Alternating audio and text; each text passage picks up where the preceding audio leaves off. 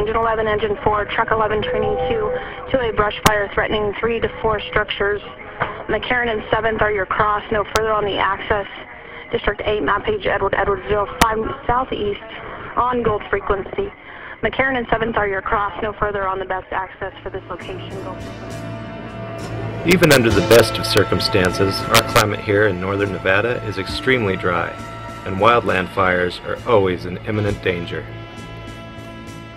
When we have exceptionally dry weather, however, the problem is even greater. It can take next to nothing to start a raging, fast-moving fire. A carelessly discarded cigarette, a spark from construction equipment, or a curious child can change the landscape in an instant.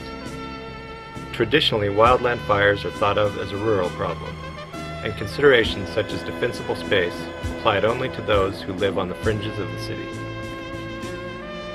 Even within the city, however, are numerous areas of undeveloped land scattered throughout residential developments. In many cases, the reason these pockets of land are not developed is because they include ravines or steep slopes, features that are not well suited to development, but lend themselves perfectly to fast-moving fires. In this program, we will study 3 recent fires within the Reno area that demonstrate just how fast a wildland fire can attack nearby structures, and steps homeowners can take to reduce their exposure. The purpose of this presentation is to give a general idea of the dangers of wildfire. For more detailed information and suggestions about defensible space, the Reno Fire Department recommends the website www.livingwithfire.info, or you can pick up a Living with Fire publication at the University of Nevada Cooperative Extension Office, or contact your local fire department.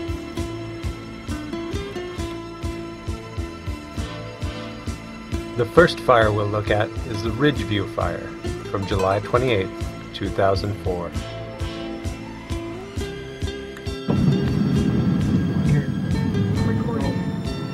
It started in the sagebrush.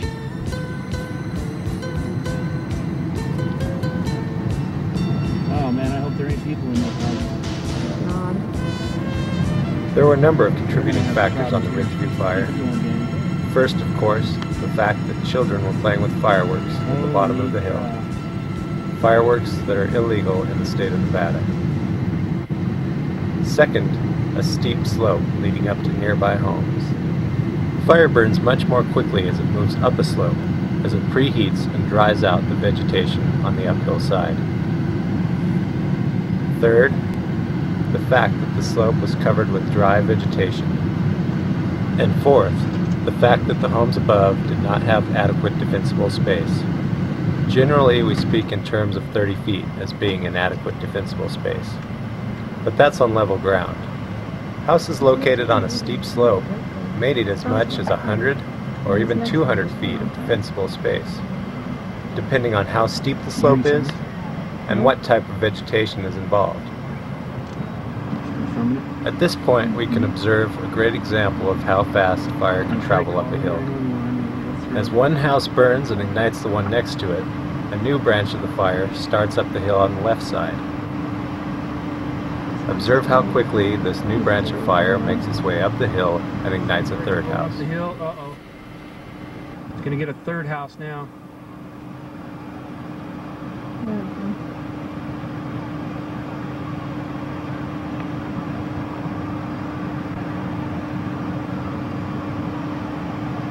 We've got a third and a fourth house possibly going up now. Unbelievable. In real time, it took just over 2 minutes for flames starting at the bottom of the hill to ignite the home at the top of the hill. Now a third house is fully involved. The second fire we'll look at is the Heights Fire from March 17th, 2007. Battalion 1 Rescue 1 Engine 8, Engine 11, Engine 4, Truck 11 turning to a brush fire threatening 3 to 4 structures. McCarran and 7th are your cross, no further on the access. District 8, map page Edward 05 southeast on gold frequency.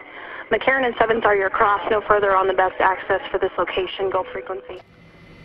Some factors that contributed to the Heights fire were juvenile playing with fire, dry vegetation, uphill slope, inadequate defensible space, and flammable ornamental vegetation too close to structures. We need to see if you can bust engine 10 loose. We got a problem just east to us here. This aerial view with an infrared camera shows just how many hot spots exist that are not visible to the naked eye. Best access is off of Heights. We're going to have an immediate need for a water supply. Firebrands carried along by high winds have been known to ignite combustible material as much as half a mile ahead of a fire. If you guys can come up to 3297, that's 3297, right by engine 4, we have an attic fire in the structure next door.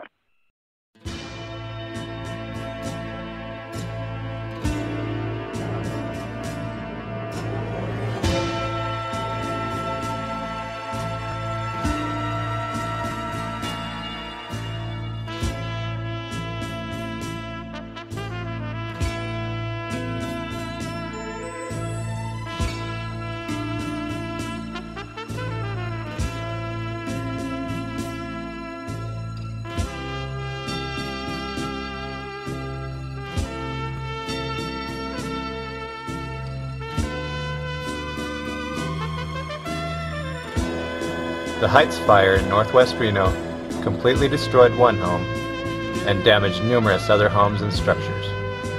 Just 9 days after the Heights fire, another fire a few miles to the south would destroy another home and damage many others.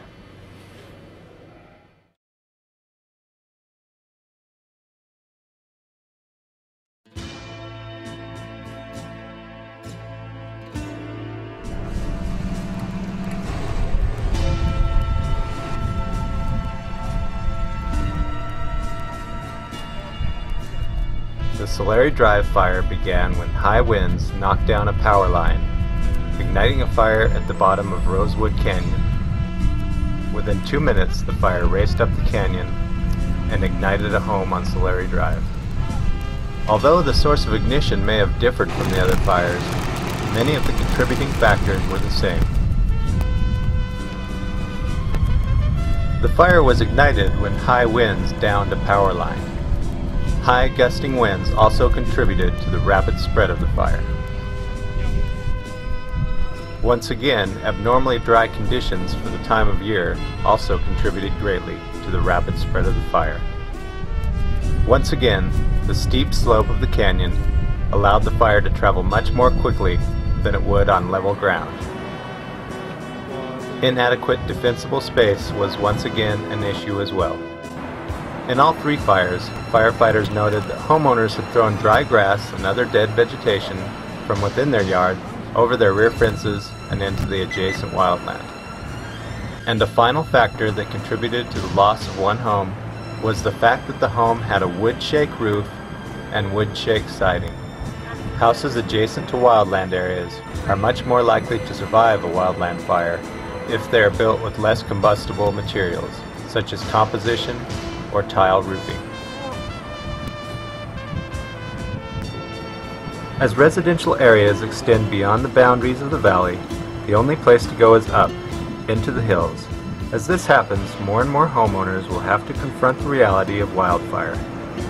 The Reno Fire Department will always do its very best to protect homes when they are threatened by wildfire.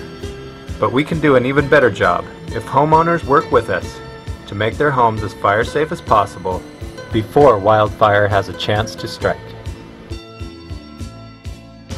Once again, the purpose of this presentation is to give a general idea of the dangers of wildfire.